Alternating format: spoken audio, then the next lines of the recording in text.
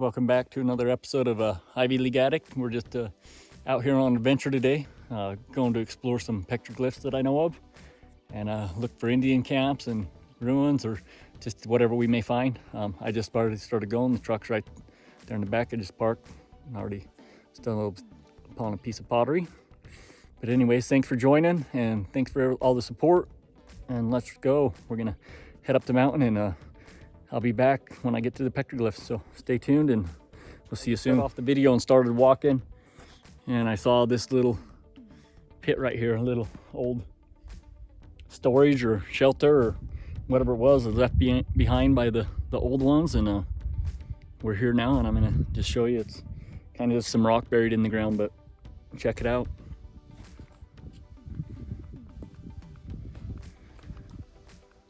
Just a little hole. I don't know if it's been buried or fell over. Can't really see a whole lot. It's not big, but super cool. So we're heading up into these cliffs up in here and gonna go find them petroglyphs. So let's go, everybody. So here we are. Them petroglyphs are just right up there in the rock. Just starting to see them from here, but kind of just taking a little breather. It's a steep hike up into all these cliffs. Look at all this. Just amazing that people, they come up in here and did this stuff and left their mark here for many generations to see, and we're about to experience it together. So we're gonna hike up there and check these ancient writings out, and I hope you enjoy it as much as I do. All right there. We'll be up there in a minute. I just wanted to give you a view from where I'm at. Look at all the writing, and then there's fences and there's a road out in here now, but look at the view they had from up here. Just, I mean, you can see for miles. So pretty amazing view, and we're standing right now where the people of old stood one day, and probably for several thousand years, and very many different people. So let's go enjoy this.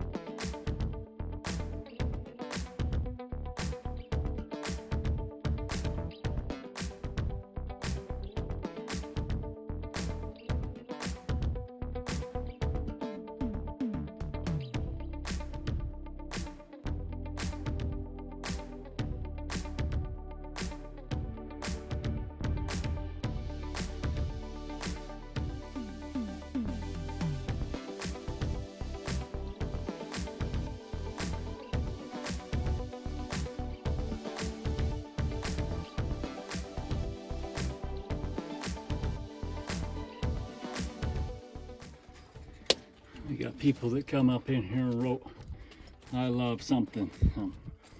Unacceptable to put that kind of stuff on here. I'd imagine it's kids or just somebody that don't know any better. But at least they didn't do it over the, well, I guess they kind of did. They did it right on top of something they picked out. It's not, I can't really see what that is, but what a disgrace to ruin history like this. Look at this one. This one's pretty cool. We got looks like a antelope or a ram, maybe a deer. I don't know. We got the spiral, and then people, and then something that looks like a trail of some sort. I don't know the meanings behind their symboling. I don't know if anybody really does. But, so you got the trail looking thing, people, spiral, ram. Can't see this real well, but there's a bigger person here. I know that you got some stuff over here. Can't really decipher it. It's pretty weather worn, ancient writings, but super cool. I would imagine that represents some kind of trail or something, who knows. we're just gonna check these out.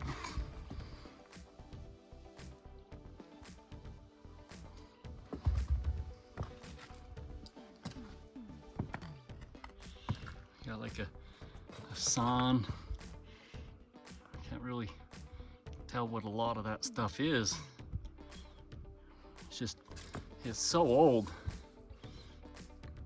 These are some of the older petroglyphs I've been to, or maybe it's just where they're at. The weathering has worn them quicker, but they seem super old, and it's all bits and pieces of information they left behind for others, or I don't really know. I'm not going to claim to know, so I won't really speak on that. But super cool. Got another ram. Maybe that talks of hunting grounds or something, and it looks like there's lots of different kinds of animals and people here. It's super cool. And I'm glad to share this with y'all. Zoom in a little, give you a better view.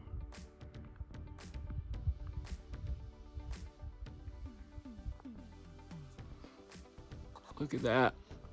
Up in there, there's a big hole. I'll see if I can figure out a way to get in there and take y'all in there with me. Spice!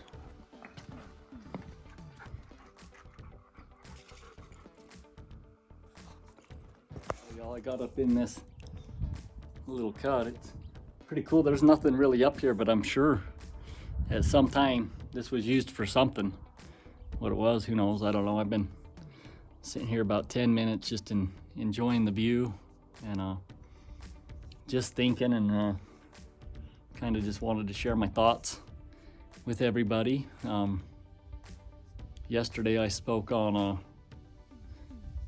speaking hate, and to just be speaking love and positivity and not the negativity, and you speak that poison into your life. And well, kind of had a humbling experience today. So I have a friend, and my best friend, really. She's my best friend, truly my best friend. And we haven't been talking for about a month and a half, and we never were mad at each other or had bad things to say each other, just kind of with the way of the world. We just weren't talking at the moment, but there was never ill feelings. And I heard some stuff last night that somebody had told me, one of my other friends, that some stuff she had said about me, and I immediately took it personal. And I wouldn't say that I spoke poorly to her or hateful, but maybe said some things I probably shouldn't have.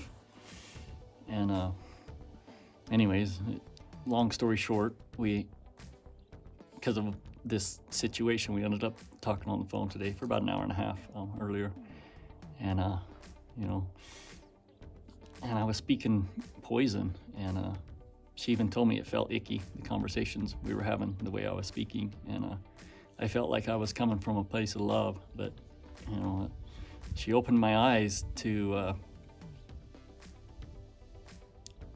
lot of stuff, I guess, while we were talking. And though I felt like I was coming from a place of love, it felt icky to me too, that I was speaking, I wouldn't say hateful, but negatively about someone. And this just wasn't a good thing. And she really opened my eyes, and we had a really good conversation. And it's really crazy that I spoke on that yesterday, and then the same exact day that situation pops up into my life. But that's the way the Lord works, and the way He teaches us is, was I really living by what I said? And I felt like I was, but I learned a little bit today, and grew. So I mean, that's always a good thing. And we've regained our friendship through this conversation, and so I now have my best friend back, and we're gonna be talking more again, and that's a good thing. She's been a very positive person in my life and throughout my recovery, and somebody that I could always lean on, and I probably took advantage of it, but she was always there for me. And it was probably stuff that I caused and the poison I spoke that drove her, well, learning from her and talking finally. It was the way I was talking and speaking to her.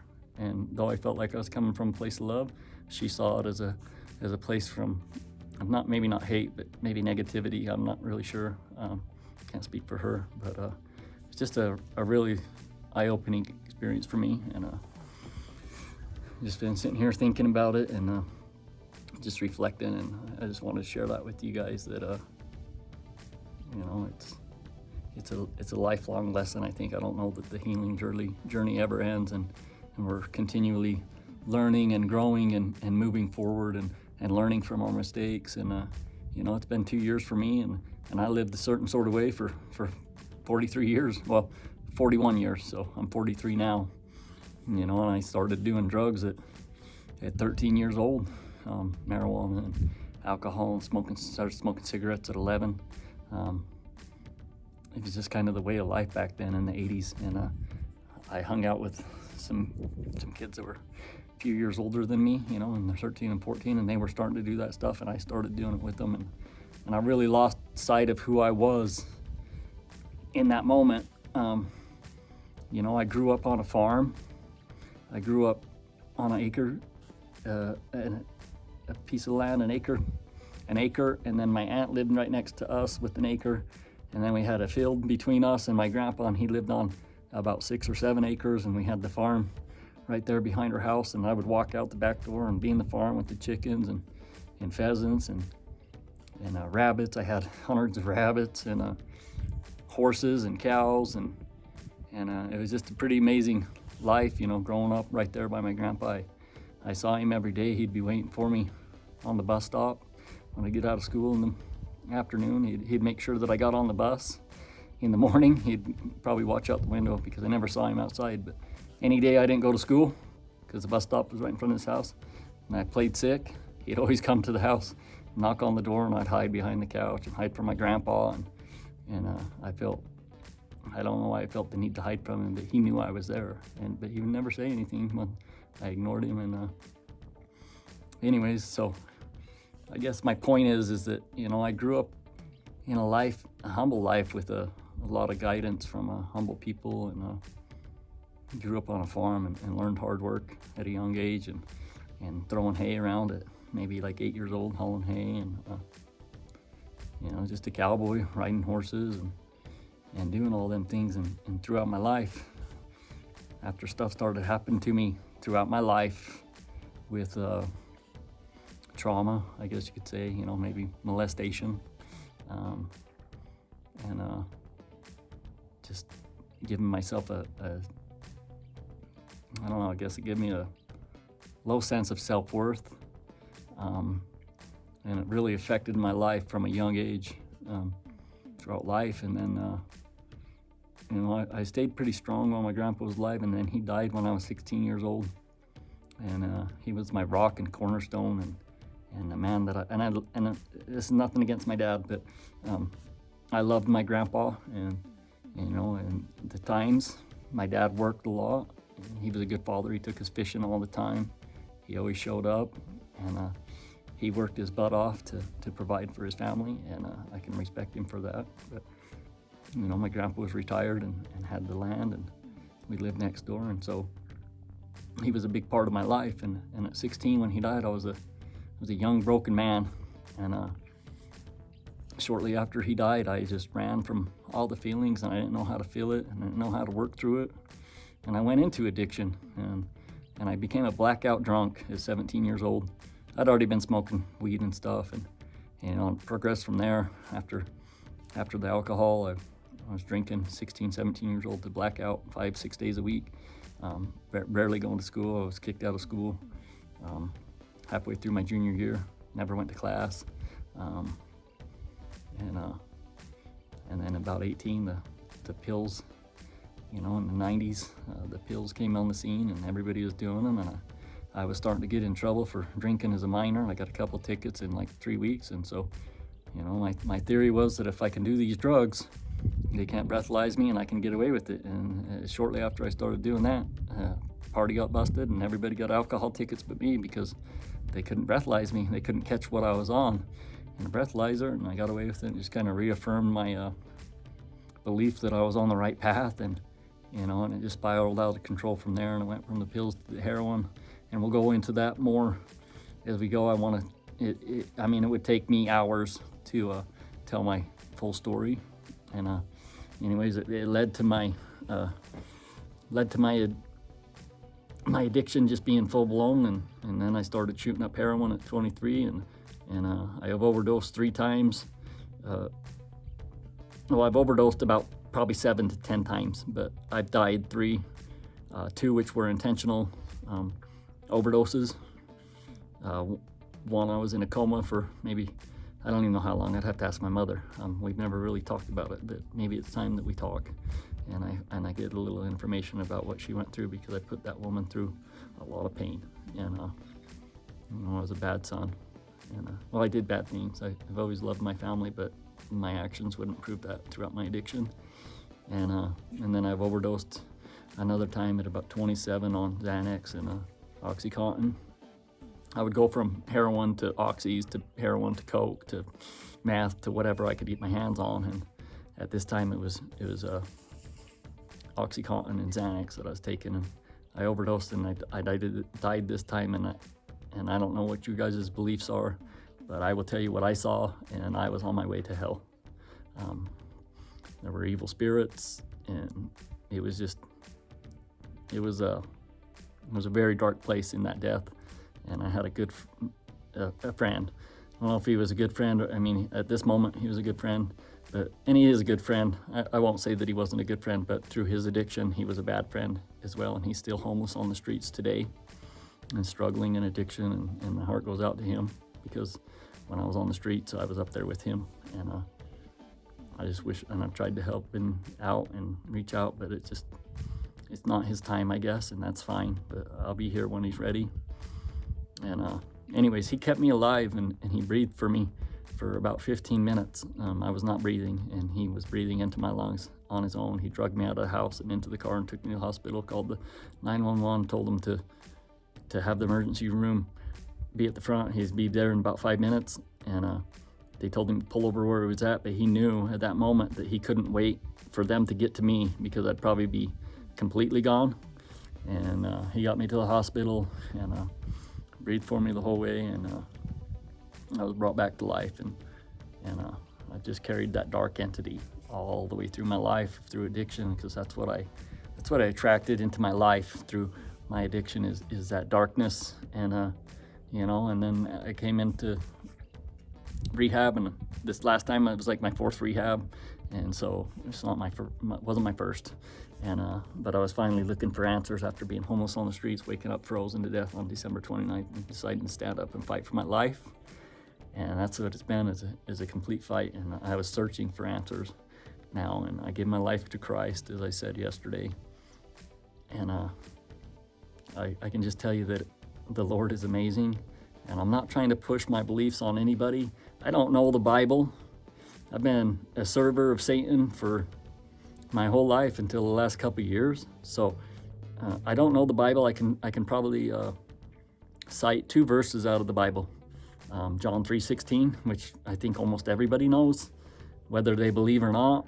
And Psalms 147:3, which I have tattooed on my chest. He heals the brokenhearted and binds up their wounds. And that's how I feel and believe. He healed my broken heart. I had a broken heart from years of just unworthiness, years of addiction. It was all brought on myself and the way I viewed myself. But I had a broken heart, especially after my wife passed away from suicide, and that was another one of my overdoses. We actually did it together. We attempted suicide together, and I woke up 12 hours later to her dead, and I did 4 times the amount that we did the night before, because we both went out I was out for about 12 hours, and I woke up to her dead, and then I did more, and a bunch of Klonopin, and I was dead, and I was found and brought back to life at that time as well. So obviously there's a reason I'm still here, and I think I'm finally walking into that reason, and that's to help others in that darkness see that there is a light, and there is a light in life. And I've seen it myself through my own eyes and through my own experience in life, and my life has never been the same. For 42 years until now, the last 2 years when I give my life to Christ and lay it at his feet. I can lay my burdens at his feet, and how amazing is that? And I've just experienced both sides. I've experienced the darkness for probably 40 years of my life or more, but now I experience the light, and I believe in the dark and the light forces of life that spoke of and that you see in these walls and that the Indians speak of. And that's probably why I seek these areas so much, is because I feel connected to how they viewed the world, and they knew of the dark and the light, and they followed the light, most of them. I can't speak for all of them, but just a good people and amazing people, and I feel like I would fit in with them even in this time.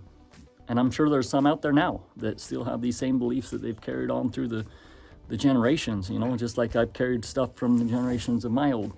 And I'm just out here to just enjoy it and find peace and solitude and healing and growing and finding the true meaning of life. And I believe I found it through going through my homelessness. And we seek out so many things in life. We seek out, if I can just get this new car, if I can just get this new house, if I can just get this girlfriend, if I can just marry her, I'll be happy. And it's a false sense of happiness. When I was alone on the streets of Salt Lake City, homeless, doing drugs, yeah, I was around people, but I didn't stay around them because I didn't trust them. You couldn't trust anybody around you when you're in that life. They're all just looking for any kind of weakness to pounce on, and it's just the situation we're in. I'm not saying they're bad people, because most of them are really good, and when you need something, they know what it's like to be without, and they'll give it to you because they know they'll find another, and they know they don't truly need it. The things that I missed and wanted was my daughter, my son, and my family.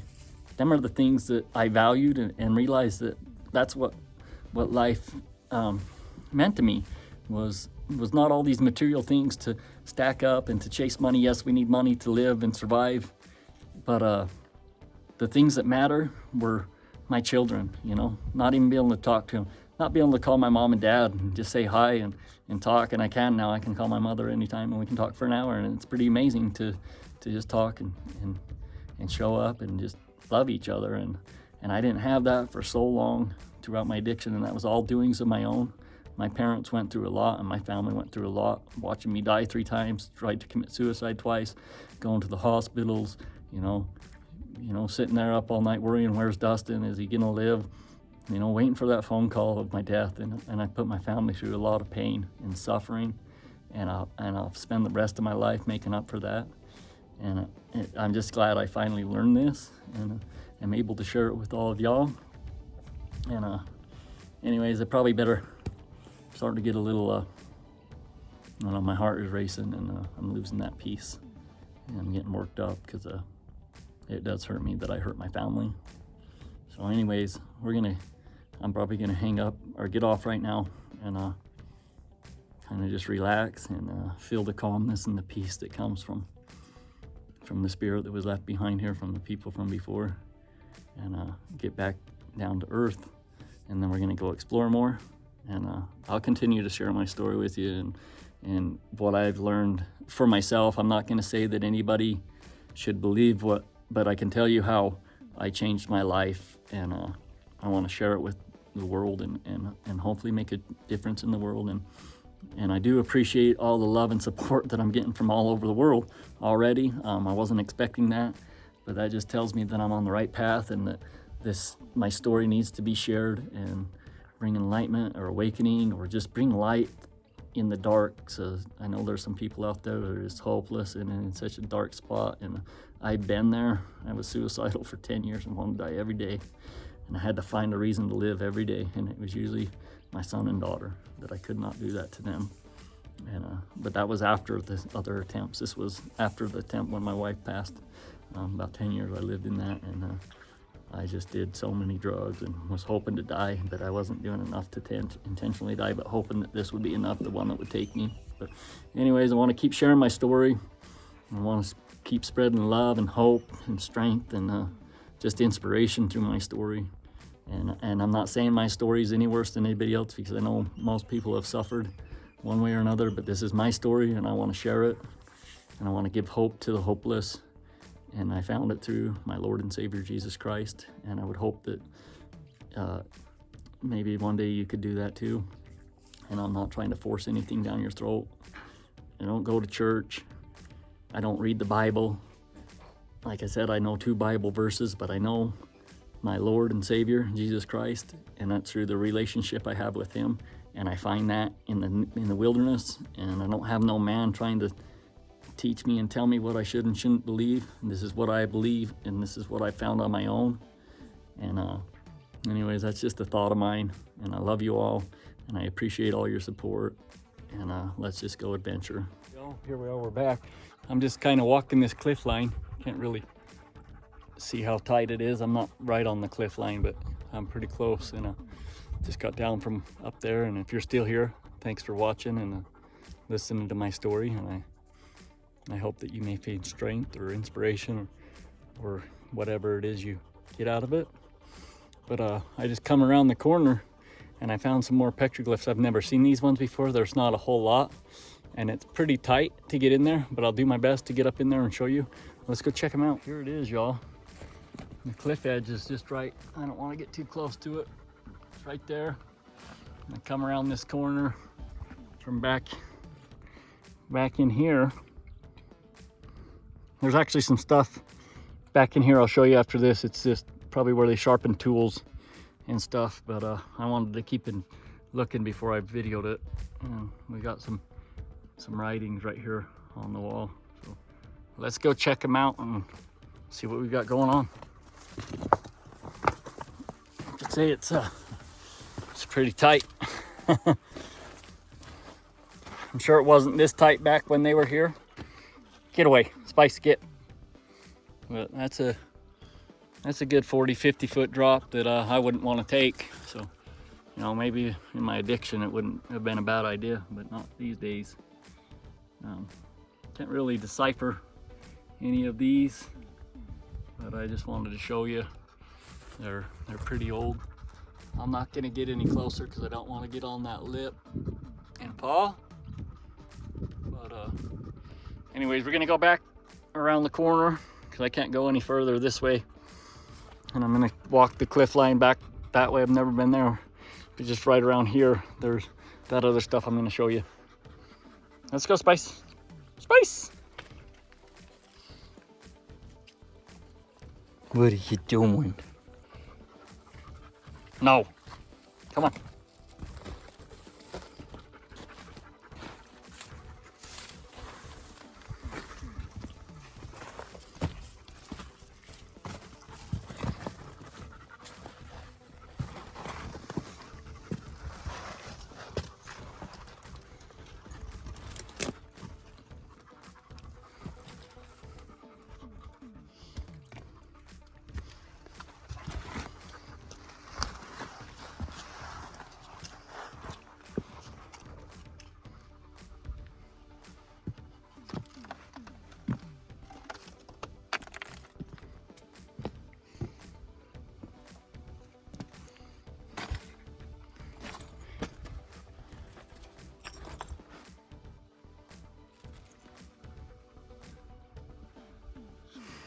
See, we've got all this. There's no torso here, like the last one I seen that I've seen these before, and so I didn't even pay that one much attention because they usually just look like this. And so I didn't look at it as a whole. And then y'all pointed out that it was a torso, and sure as heck it was. It's pretty cool to see. But you know, it's just all over here. Look at that old piece of wood there. I wonder if one of them put it here. You got all this. I don't know what any of this stuff represents, but it's just pretty cool to be here and see this and experience it. I mean, they obviously spent a lot of time here, and for probably many years, different generations and different voyages or whatever. but they were here and they left this behind for us to find, and we can just question the mystery of why. This one's kind of interesting.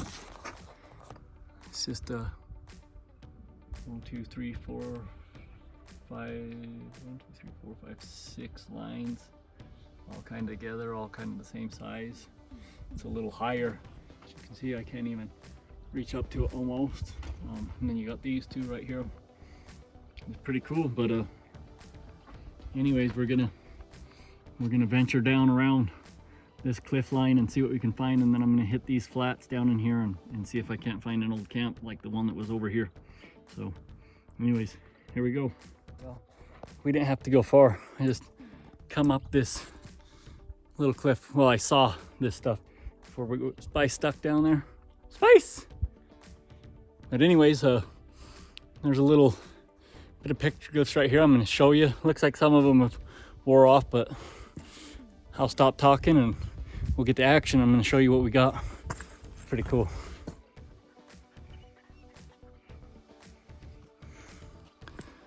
So them other petroglyphs are just around the corner, so I didn't have to venture far. And we got this right here on this little face. Look at this person.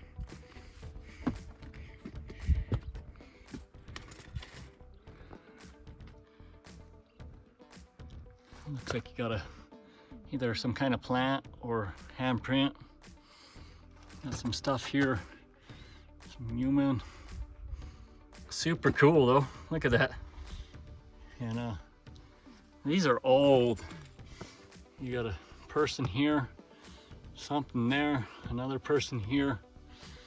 Looks like some kind of animal, a dog, or I don't know. Maybe a lizard, kind of. I mean, that looks like a person with a tail. Very interesting. It's super cool. But I mean, just look at this view. Look at this. This is my view right now, and video doesn't do it justice, but I can do my best with showing you. And then just amazing.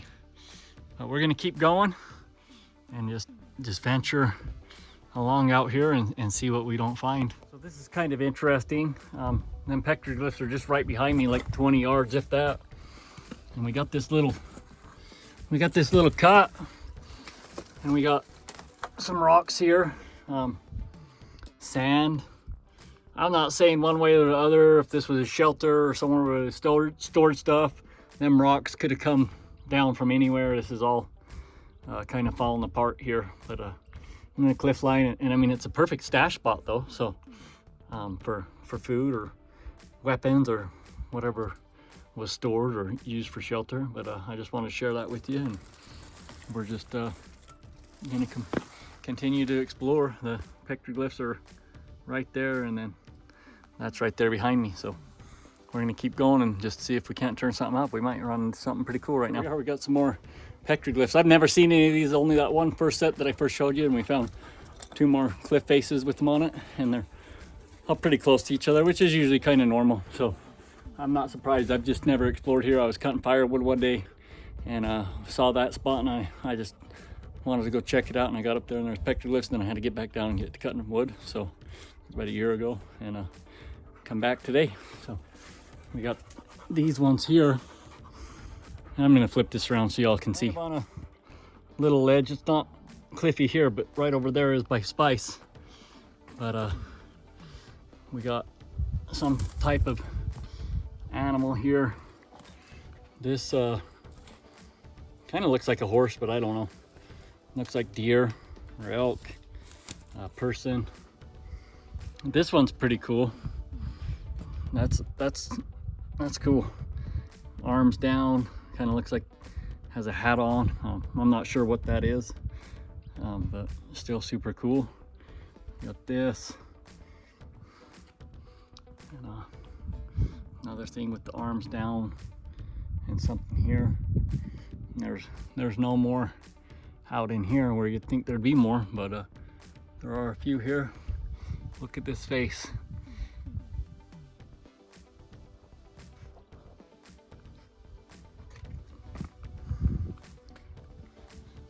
Spice.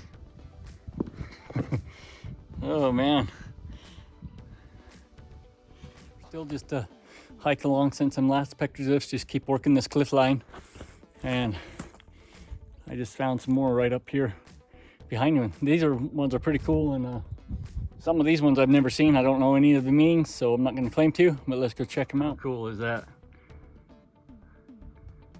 I don't know what that is. Any thoughts or opinions, or somebody that has the knowledge of that, feel free to share. I'd like to know. Not a whole lot here, but looks like some of it's worn off over time. We got one of them spirals and some kind of squiggly lines there or something. You could say not a, oh, that's pretty cool. I don't know what that is either, but that one's really cool. How cool is that to just be able to stand right here today and see all this and know that however long ago this was, that this was, you know, either several people have been here or just one person at one time, but they look at different times. They stood right here and carved this into the rock to leave a sign of something behind for someone else. And I'm standing here looking at it today, possibly thousands of years later. So cool. So I'm glad to share this with you guys. I hope you're enjoying it and just relishing in the history and just the beauty of it. It's just so cool. So we're gonna keep going. I don't know that I'm gonna continue this way further. It looks like it's getting pretty bad, but we'll just see. This is pretty cool, getting this rock face. There's no petroglyphs or nothing, but I think that's all she wrote. Starting to get pretty tight. I don't want to go over around that, and I don't want to be down here on this lower edge down in this stuff. So I think I'm just gonna go down right here and circle back down around to the truck and see what we don't find on the way. So let's go. What is that? We got down off the cliff line and I'm just heading back for the truck. I hope you enjoyed another episode of Ivy League Addict, and we're gonna catch you on the next adventure. Me and Spice, we're on our way out of here. I got to get home and I got some stuff to do, but I live in an amazing place where this stuff is just minutes away from the house, and I get to come enjoy it pretty much anytime I want, and I love bringing you along, and just thank you for the support. Please like, share, and subscribe if you made it here to the end, and hit that notification bell, and catch you on the next one.